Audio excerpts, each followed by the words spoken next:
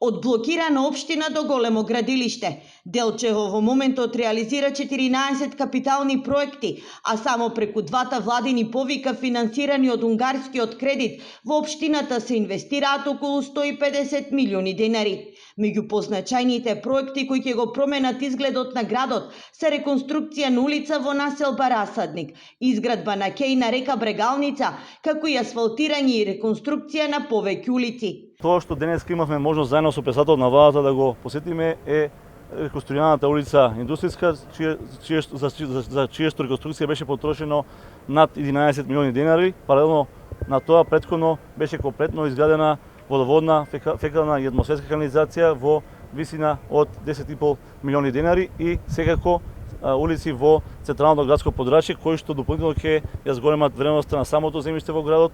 Паралелно со инвестициите, општината работи на стабилизирање на финансиската состојба.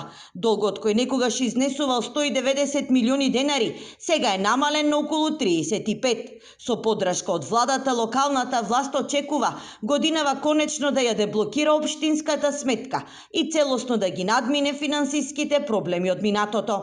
Имаме блокирана сметка и работиме со рамка од 8,5 милиони денари.